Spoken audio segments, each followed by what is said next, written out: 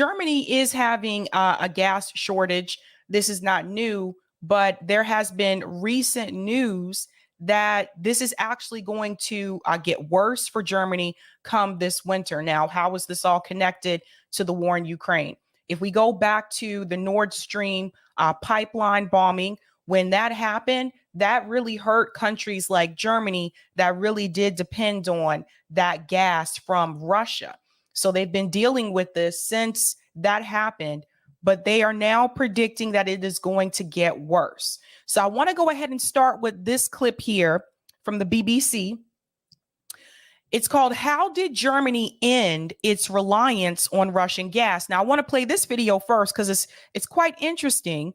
This video was released 8 months ago, and here we are today. So I just want to show you the contrast here, where they were 8 months ago and where Germany is now. So it does not look good for Germany, but let's go ahead and get started with this clip here. When Russia started to restrict its supplies of gas to Western Europe, one of the most affected countries was Germany. The country is heavily dependent on the fuel and initially struggled to find a replacement. But Germany has managed not only to replenish its stored gas, but has also built its first terminal for imported liquefied natural gas. And it took just 200 days to do it. Jenny Hill reports. Germany, a country seeking independence. Once powered by cheap Russian gas, it needs a new supply. So German engineers have built this in record time, the country's first terminal for the import of liquefied natural gas. In a few weeks' time, tankers from all over the world will deliver gas here in liquid form. At the terminal, it'll be converted back into gas, piped into the network, and on into German homes and businesses. Notice how hopeful they sounded back then. This was just 8 months ago when they figured out that they actually found a solution to this issue in reference to depending on gas from Russia. But things have definitely changed. And German industry is depending on it. Take this brick factory, which relies on gas. How else to get the kiln to the necessary 1200 degrees Celsius? If we don't have any gas, we have to shut down the oven. It's not just the politicians' fault. Industry wanted the Russian gas contracts. The hope, of course, is that at some point we can work with green hydrogen, but that takes time. Germany's an economic heavyweight. What this country wants, it often gets. And this is also showing you the difference of where Germany is today, because I actually reported on this, I think it was a month or two ago, that Germany actually declared that they are now in a recession. And so you'll see in this video, 8 months ago, they said that Germany is an economic, powerhouse. That used to be the case. That's not the case anymore. So this just goes to show you how quickly things have changed since this war with Russia and Ukraine. And its newfound appetite for liquefied natural gas is intensifying global demand. You have a whole bunch of countries, emerging economies, notably, that are priced out of the market and can no longer source the LNG that they need, notably the ones that have less of a purchasing power than the Europeans have, and notably the Germans. Germans had braced themselves for a bleak winter, but gas stores are now full, blackouts unlikely this Christmas. The LNG that'll flow into Wilhelmshaven will supply 8% of the country's needs. But what of Germany's ambitions for a greener future? In the town hall, they've grand plans. The LNG terminal will one day also handle green hydrogen. That, they hope here, is just the beginning. Ganz viel dieser Energiewende, die wir jetzt hinkriegen müssen, damit wir überhaupt. So much of the energy transformation that we need to achieve so that our planet has an inhabitable climate in 50 or 100 years' time. So much of what's necessary here in Germany will happen in and through Wilhelmshaven. Das wird hier über Wilhelmshaven laufen. Okay, so they sounded pretty hopeful, I would say. Wouldn't you say that they sounded pretty hopeful? But that was then. And now we are moving to a different time. And I want to go ahead and share this article here. This was released I believe it was just the other day, this article came out. Let me go ahead and make this bigger, from Bloomberg, warning people what is to come for Germany. And we're not talking about Germany is going to deal with this gas shortage issue just this winter. They're actually saying that this is going to be an issue for years to come. So I want to go ahead and share this by Bloomberg, because I hope that more people would talk about this, because this could be a warning for other countries as well. Oh, why is it doing that? Hold on, guys. What the? Oh my God. Really? They didn't do this before. Hold on. Let me find another one. Or I could just, let me just sign up. This is crazy. I already read this article. They want me to sign up everything. No, I'm not paying for that. Sorry. Hold on, guys. I hate when they do that. Like, you'll get to read the article, and then when you go to read it again, then they're like, you got to sign up for it. Like, bump that, man. I'm not paying you to read one article. Let's go to this one. You can usually just take the title and pull it up elsewhere. So that's what I'm doing now. Okay. All right, here we go. Sorry about that. Let's go ahead and share again. Hate when that happens. You got to pay for like all these articles now. It's really just ridiculous. Anywho, let's dive into this.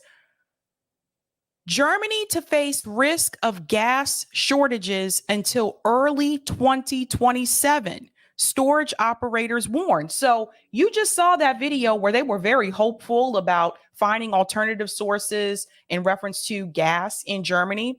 They seem to be really, excited about that. We found a solution. That was 8 months ago. Now they are saying that they're still going to deal with this issue of gas shortages, but now they're saying until early 2027. Now, what does that mean for people in Germany? What are they supposed to do? How are they supposed to heat their homes? Gas isn't just, you don't just use gas if you have a gas stove. You need gas. They need gas to actually heat their homes. So what are people in Germany supposed to do? Let's continue. Germany will continue to face a risk of severe gas shortages until early 2027, unless it adds more fuel infrastructure to smooth out potential strains from cold weather. Additional liquefied natural gas terminals, storage capacity, or pipeline connections are needed to ensure sufficient supplies sooner. The country's gas shortage operators group, INES, said on Thursday, for now, stockpiles are developing positively and are nearly 90% full, but a cold winter could still put Germany's energy security at risk. So what this means is that, let's say Germany has a mild winter this year, they'll probably be okay. But if they don't have a mild winter and it is really cold, the colder it is, and also the length of the cold weather is going to matter as well, the more energy they're going to consume. Now, I want to connect this to the UK, because a couple of months ago, I talked about how people in the UK actually had to leave their homes and go to facilities called warm banks just to get warm, because they couldn't afford the heating bill. They couldn't afford the gas. This same issue could happen in Germany, where people may not be able to afford it, or they just run out of the gas. So what are people going to do to stay warm? It's a very real issue. Let's go on to say the danger of gas shortages during cold temperatures remains and will continue to accompany us until winter 2026, 2027, unless further infrastructure measures are taken. Again, that's coming from the INES head, Sebastian. Europe's largest economy was among the hardest hit by Russia's curtailment of gas shipments last year. I want to point this out here for a second, Russia's curtailment. Because remember, this is Bloomberg, and I think you can pretty much put it together that they co-signed State Department talking points.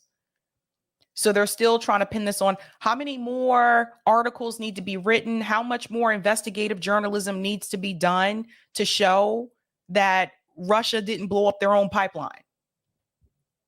It makes absolutely no sense, but they're still trying to put this on Russia. This is ridiculous. Europe's largest economy was among the hardest hit by Russia's curtailment of gas shipments last year, but has managed to build up alternative supplies thanks to a combination of mild winter weather and reduced consumption, as well as a rapid build out of LNG terminals on its coast. Some of those have faced local opposition. If very cold temperatures were to hit Germany during the upcoming winter, shortages could already be depleted by the end of next January. And that's according to the INES analysis. So I just want to highlight here, they said thanks to a combination of a mild winter. So they were lucky this time around because they had a mild winter. That doesn't mean that's going to continue. And if that doesn't continue, particularly this winter, they're going to be in trouble. And if they're in trouble, then the UK is probably going to be in trouble again, too.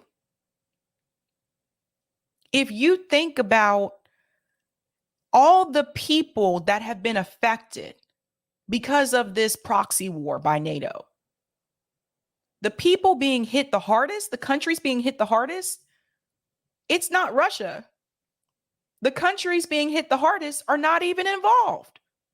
They're not the ones on the battlefield. They're not the ones that are fighting. When we talk about countries in Africa actually dealing with starvation issues because they're depending on resources like fertilizer to come through, they're not involved in this conflict. In fact, countries in Africa chose to remain neutral in reference to the war in Ukraine. But these are the countries that are being hit the hardest. Russia, for the most part, and I'll talk about this tonight when I get into the Jimmy Dore, Marianne Williamson interview about Russia and Ukraine. Russia, believe it or not, even though they have sanctions on them, economically, they're still doing fine. So other people are being affected by this. So I ask this question again, how long is this war supposed to continue? How many more people have to struggle, have to suffer just to feed the military industrial complex? Because it's all about money. That's what this is really about. So they're willing to let people just starve out here? They're really willing to let people freeze? They don't care. And that includes the US government. And I say this because look at what just happened. I'll talk more about this weekend. They just approved another, billion? I think it's $24 billion they want to send to Ukraine. Where's the money to help the people in Hawaii who are trying to escape the fires? We always come last. And that's what I want people to understand. We're last. Where's the money and the effort and the support for people in East Palestine, Ohio? The president of the United States hasn't even visited, till this day, has not even visited East Palestine, Ohio. Now you have people in Maui trying to escape fires. There's over 1,000 people that are unaccounted for in Hawaii. But the Biden administration's response is, let's send more billions to Ukraine. I think the American people need to start asking for, and it's going to have to come from us because Congress is useless. I think the American people are going to have to start asking for accountability and receipts in reference to the money that has already gone to Ukraine and the money that's going there now and in the future. We should all have access to that information. This should not be a secret. The Pentagon should not be failing audits multiple times. We should know where our money, our taxpayer money is going. And if the US government can't tell us that, then we have a problem. We have a real problem. Let me go to this other video. I want to make sure I get this in too as well. I don't know. I might have to debunk, but I want to show this clip here from Vox about why Germany is hooked on Russian gas. Let's listen to this. April 8th, 2022, the European Union issued a fifth round of sanctions against Russia. And, ladies and gentlemen, I think that measures on oil and even gas will also be needed sooner or later. Did you get that? Even gas will also be needed sooner or later. In other words, not now.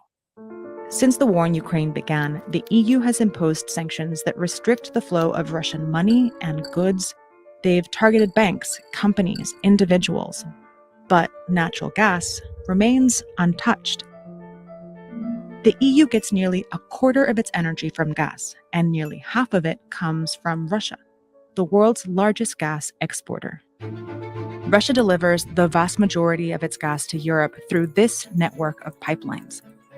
And as the EU's largest economy, nobody buys more of it than Germany.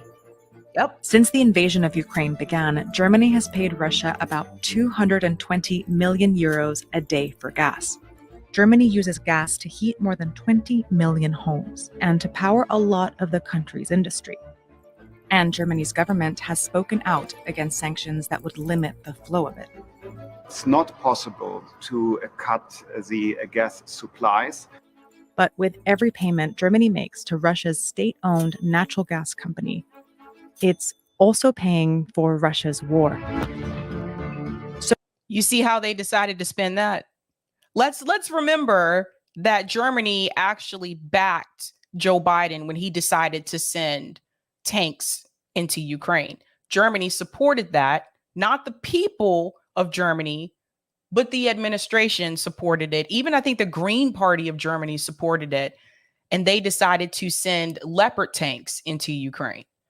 So you see how they tried to spin that. I told you there's a couple things we're gonna have to interject here, but I just wanted to say that so you understand that like it's not the way that they're trying to put it, that Germany 100% backed NATO and backed the US decision, especially in reference to sending them weapons. So how did Germany become so dependent on Russia for something as vital as their energy supply?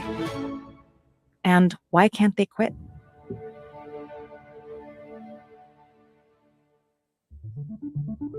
Germany was at the literal center of the Cold War. After World War II, a fortified border separated independent West Germany from East Germany and other Soviet satellite states. This is where the Berlin Wall comes in. Just FYI, and remember, after the Berlin Wall, it was decided, the fall of the Berlin Wall, it was decided that NATO would not expand to the east. So NATO was not supposed to expand past this point.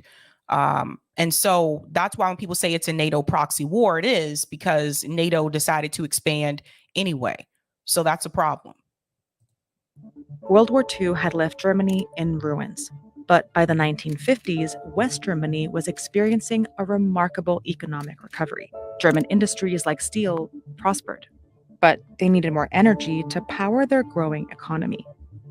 Meanwhile, over here in Western Siberia, the Soviet Union had just discovered huge natural gas reserves. They had a network of pipelines to supply major Soviet cities, but extending their pipelines to potential customers in Europe would be a huge infrastructure project. Then, in 1969, West Germany elected a chancellor with a new foreign policy called Ostpolitik, focused on bringing the two sides closer together through dialogue and deals. Energy provided a great opportunity, and West Germany and the Soviet Union struck a deal. The Soviet Union would supply West Germany with natural gas, and in return, West Germany would provide high-quality steel pipes to extend the pipelines. It was a major 20-year deal.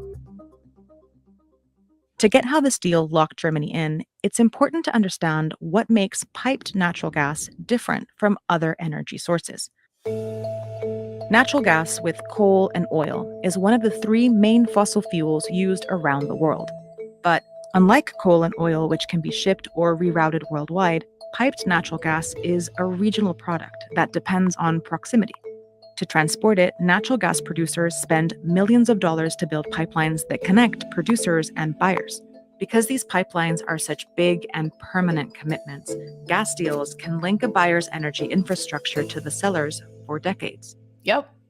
By the 80s, the Soviet Union built this pipeline network to Europe, and by the 90s, it was supplying Germany with 40% of its gas. Then, the Soviet Union collapsed. Russia's state-owned corporation, Gazprom, took over the old Soviet gas pipelines. But the map had been redrawn. Russia's main pipelines now ran through a newly independent Ukraine, putting a key part of their gas infrastructure on land they no longer controlled. So, in order to diversify the routes to Germany, Russia began building new ones. In 1999, they finished this pipeline that ran through Belarus. And in 2005, they began building the Nord Stream pipeline along the Baltic Sea to reach Germany directly. Which was blown up.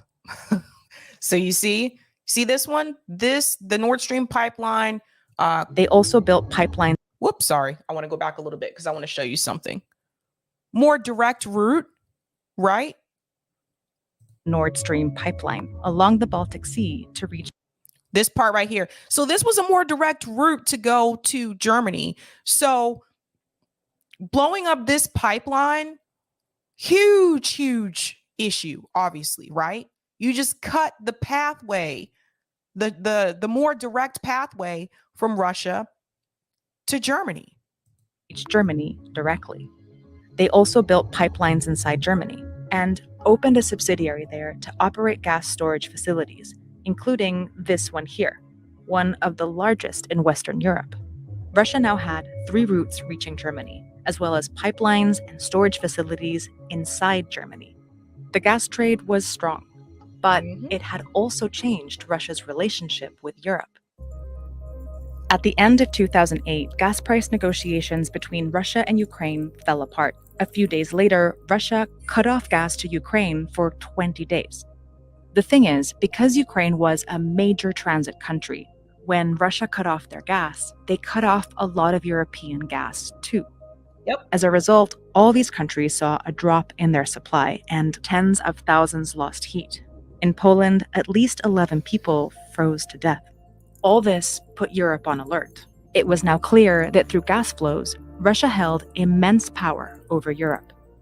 Do you see how badly European countries depend on Russia? How much they need Russia? You see this?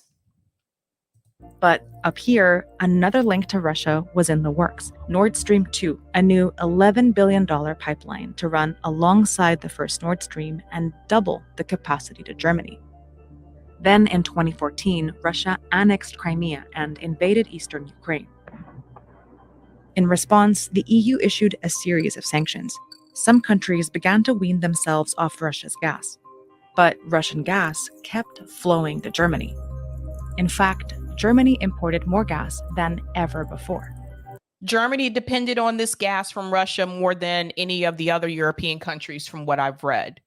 That's why they may be the most affected this winter. Today, as Russia's atrocities in Ukraine continue to shock the world, pressure on Germany is mounting. But replacing Russia's gas isn't easy. Because it's been piped to homes and businesses for decades, without a major infrastructure overhaul, Russian natural gas can only be replaced with other natural gas. And Germany's options for that are limited. The largest European natural gas reserve here in the Netherlands is closing this year. Gas from Algeria and Libya is increasingly used in those countries. Most of what is pumped to Europe goes to Italy and Spain. And a southern gas corridor connecting Azerbaijan to Europe is not transporting as much as expected. The other option is liquefied natural gas, or LNG.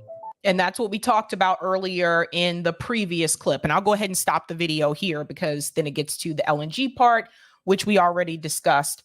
earlier, and that's what they wanted their solution to be. But like I said, even with the LNG, they're already telling you that Germany still could end up with the gas shortage this winter and also going into 2026 if they don't find a way to increase that gas supply. If they have a mild winter, for the most part, they'll probably be fine, but you can't bank on that. They could have a cold winter, and then what? So this proxy war is affecting a lot of people, and it's affecting people that actually are just not even involved. And that's the thing.